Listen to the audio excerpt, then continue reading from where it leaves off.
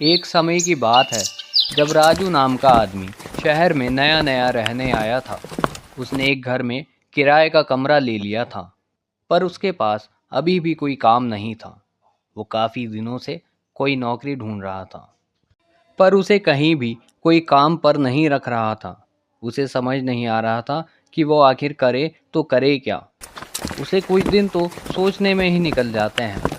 उसके लाए पैसे भी धीरे धीरे ख़त्म होने लगते हैं। अब तो मेरे पास थोड़े ही पैसे बचे हैं और मुझे कोई काम भी नहीं मिल रहा। हे भगवान, अब आप ही मेरी कुछ मदद करो। ये कहकर वो आराम से सो जाता है और अगले दिन राजू दोपहर तक सोता रहता है।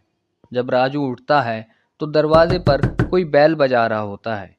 तब राजू दरवाज़ा खोलने जाता तो उसके सामने मकान मालिक का बेटा खड़ा होता है। अरे मोहित, तुम इस वक्त यहाँ क्या कर रहे हो? अंकल, आज मेरा जन्मदिन है तो मैं आपके लिए कुछ खाने का लेकर आया हूँ। अरे जन्मदिन बहुत बहुत मुबारक हो तुमको मोहित। थैंक यू अंकल, अब मैं चलता हूँ। राजू जब खाने की थैली खोलता है तो उसमें पेस्ट्री और चाउमीन होती है।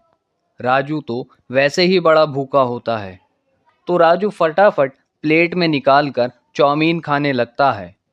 चाउमीन खाते खाते राजू के दिमाग में एक आइडिया आता है।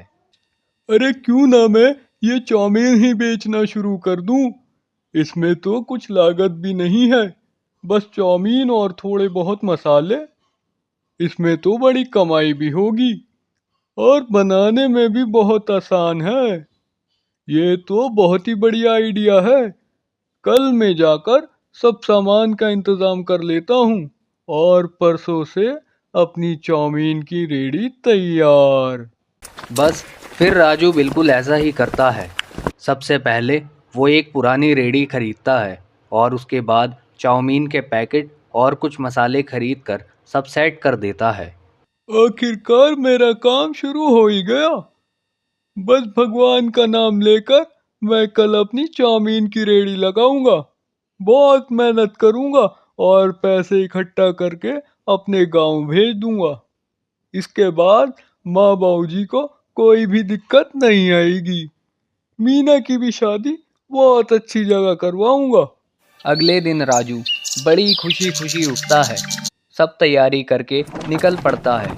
अपना चाउमीन का ठेला लेकर चौक पर जाकर वो एक कोने में अपना ठेला खड़ा कर लेता है। उसके बाद राजू चाउमीन बनाना शुरू कर देता है। उसी रोड पर भीकू की चाउमीन की दुकान पहले से ही होती है, पर वो दुकानदार हर चीज़ बहुत ही महंगी देता है। जब लोग राजू की चाउमीन खाने आते हैं तो वो खाते ही रह जाते हैं। जब उसकी बनाई चाउमीन की खूब तारीफ करते हैं। धीरे धीरे राजू के ठेले पर बहुत भीड़ जमने लगती है और भीकू की दुकान पर लोग जाना ही बंद कर देते हैं। इस चाउमीन के आते ही हमारी सेल बिल्कुल बंद हो गई है, ऐसे चलेगा? मालिक, ये बहुत ही स्वादिष्ट चाउमीन बनाता है और बेचता भी बहुत कम दाम पर है, इसलिए सब इसके पास ही जाते हैं। तुझे कैसा पता कि स्वादिष्ट चाउमीन है उसकी? वो बस आस पड़ोस के लोग बता रहे थे, पर मैंने कभी खाकर नहीं देखी। जो भी है, इसका काम तो बंद करवाना ही पड़ेगा। भीकू एक दिन राजू के पास जाता है और वो उससे ठेला हटाने की बात करता है। ये ठेला यहाँ से जल्द हटा ले, समझा? अरे भैया, आप मुझे धमकी नहीं दे सकते। धमकी तो मैंने दे दी। देख ले, अगर अपनी सलामती चाहता है तो कल से ये ठेला यहाँ मत लगाना। इतना कहकर भीकू वहाँ से चला जाता है और राजू टेंशन में आ जाता है। अभी तो मेरा काम जमा ही था और अभी से ये सब दिक्कत आनी भी शुरू हो गई। अरे भैया, कुछ ना कर पाएगा ये। आप अपना ठेला आराम से लगाओ। ऐसे लोग आपको डराएंगे क्योंकि उनकी दुकान बंद पड़ गई है। पर आप डर जाओगे तो कोई भी आपको काम नहीं मिलेगा। हिम्मत से काम लो और कल भी अपना ठेला यहीं लगाना। उस लड़के की बात राजू को सही लगती है। वो अगले दिन बिना डरे उसी जगह पर अपना ठेला लगाता है और ये देखकर भीकू को बहुत ही गुस्सा आता है। वो अपनी दुकान से दो नौकरों को राजू को पीटने के लिए भेजता है। दोनों राजू को पीटने पहुंच जाते हैं और उसके साथ हाथापाई करने लगते हैं।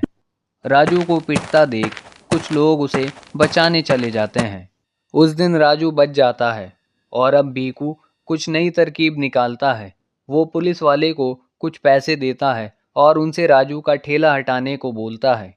एक पुलिस वाला राजू के ठेले के पास पहुंच जाता है और उससे गुस्से से बोलता है, हाँ भाई, बहुत हिम्मत आ गई तुझ में। किससे परमिशन ले रखी तूने यहाँ ठहन लगाड़ की? लाइसेंस कहाँ तेरा, जल्दी दिखा। परमिशन? लाइसेंस? अब इनमें से मेरे पास कुछ भी नहीं है सर। ऐसा है तो चल अभी थाने। ए हवलदार, इसकी रेडी उठा के फेंक रहे साइड से। नहीं साहब, ऐसा मत करो, ये मेरी रोजी रोटी है। मुझे गांव पैसे भेजने हैं बहन की शादी के लिए। अरे बहुत सुनी मैंने ऐसी कहानियाँ। चल रे, ये थाने बंद कर रहे इसे।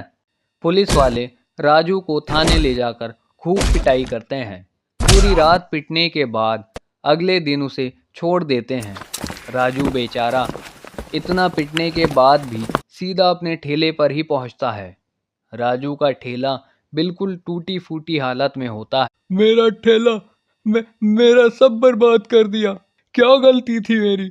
ऐसे तो हम गरीब लोग कभी काम नहीं कर सकते। राजू रो रहा होता है। तभी उसकी नज़र भीकू पर जाती है। वो बड़ा खुश दिख रहा होता है। राजू समझ जाता है कि ये सब भीकू का ही किया धरा है। मैं सब समझ गया हूँ कि ये सब तुमने ही किया है। आज तुम मुझ पे हंस रहे हो ना? भगवान सब देख रहा है। हाँ तो देखने देना भगवान को भी, हमने कौन सा रोका है उन्हें। राजू रोता हुआ घर चला जाता है और घर जाकर उसके सर में बहुत तेज दर्द होने लगता है। उसके सर का दर्द इतना बढ़ जाता है कि उसे डॉक्टर के पास जाना पड़ता है। डॉक्टर उसे कुछ टेस्ट करने को बोलते हैं। तब पता चलता है कि उसके दिमाग में चोट लग गई है और वो कुछ दिन ही जिंदा रह पाएगा। राजू बहुत ही रोता है। राजू बेचारा अब काम नहीं कर पाता। उसकी बहन की शादी तय हो चुकी होती है। उसे हर हाल में गांव पैसे भेजने होते हैं। राजू अपनी चोट की बात भी अपने घर वालों को नहीं बता सकता था और वो बेचारा अकेला ही घुटता रहता है। कुछ दिन में राजू की मौत हो जाती है और वो मरने के बाद एक चुड़ैल बन जाता है। मीना की शादी के लिए पैसे तो मैं जोड़ कर ही रहूंगा। मरने के बाद ही सही अपना फर्ज निभाऊंगा और इस भीखू से भी अपनी मौत का बदला लूंगा। आज इसकी वजह से मेरी जान चली गई और इसी की वजह से मेरे माँ बाप जिंदगी भर अकेले रहेंगे। उनका बस एक मैं ही तो सहारा था, जो कि इस भीखू की वजह से छिन गया। अगले दिन चुड़ैल राजू के रूप में अपनी रेडी लेकर निकलता है और वहीं उसी जगह जाकर चाउमीन बनाने लगता है। उसके पास हमेशा की तरह भीड़ जमा हो जाती है। राजू के हाथ मशीन की तरह काम कर रहे होते हैं।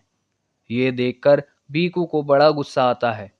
शाम को अकेले में वो राजू के पास अपना एक नौकर भेजता है और खुद घर चला जाता है। तुझ में इतनी हिम्मत कहाँ से आ गई? और तेरी चोट भी इतनी जल्दी कैसे ठीक हो गई? कितना पिटवाया था ना मालिक ने तुझे। इतना कहते ही राजू चुड़ैल में बदल जाता है। चुड़ैल, चुड़ैल, भागो यहाँ से, भागो। अब बोल, क्या बोल रहा था तू? ले पकड़ मेरा गला। जैसे उस दिन तूने मेरे सर पर मारा था ना, वैसे ही आज भी मार के दिखा। चल। मुझे जाने दो, मुझे जाने दो। अरे अभी तो तू इतनी हिम्मत दिखा रहा था और अब इतना डर रहा है। ऐसे मजा थोड़ी आएगा। वो मैंने मालिक के कहने पे मारा था, अब मुझे जाने दो। चल ठीक है, एक शर्त पर तुझे छोड़ दूंगा। क्या? क्या? जल्दी बोलो क्या? जब तक तुझे मना ना करूं तब तक तुझे चाउमीन खानी होगी। चुड़ैल नौकर के सामने ढेर सारी चाउमीन रख देता है।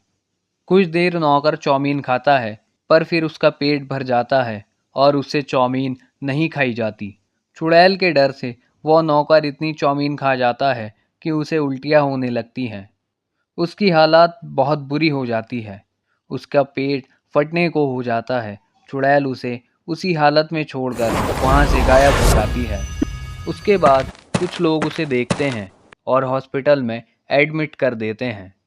अगले दिन भीकू को पता चलता है कि उसका नौकर हॉस्पिटल में एडमिट है और राजू ने फिर से चाउमीन का ठेला लगा रखा है। ठेले पर पहले से भी ज़्यादा भीड़ है और उसकी खूब कमाई हो रही है। भीकू अपने दूसरे नौकर को बुलाता है और उससे भी राजू को पीटने को भेजता है। अब रात को दूसरा नौकर भी राजू के पास जाता है और उसके साथ भी बिल्कुल वैसा ही करता है। राजू उसके आते ही चुड़ैल में बदल जाता है। अच्छा, तो अब तू आया है मुझे मारने, पर मरे हुए को तू दोबारा कैसे मारेगा? तुम लोगों के कारण मैं पहले ही मर चुका हूँ। अब तो तुम सबकी बारी है मरने की। नहीं नहीं, मुझे जाने दो प्लीज, मुझे छोड़ दो, मुझे जाने दो। ठीक है, पर मेरी एक शर्त है। चुड़ैल ऐसे ही दूसरे नौकर को भी चाउमीन पर चाउमीन खिलाकर उसकी हालत भी हॉस्पिटल जाने वाली बना देती है। अब बीकू दुकान में अकेला ही रह जाता है। उसे समझ ही नहीं आता कि आखिर दोनों नौकर हॉस्पिटल कैसे पहुंच गए। वो दोनों से मिलने हॉस्पिटल जाता है और वहां उसके नौकर उसे पूरी कहानी बताते हैं। यह सुनकर बीकू की हालत खराब हो जाती है।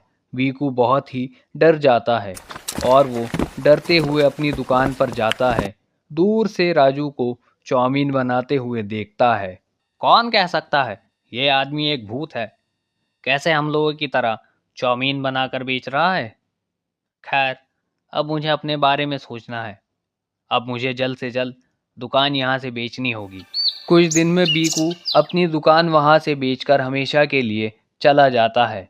उसके बाद भूतिया चाउमीन वाला अपनी चाउमीन वहाँ आराम से बेचता है और समय पर अपने घर पैसे भेजता रहता है। उसकी बहन की भी शादी बड़ी धूमधाम से हो जाती है।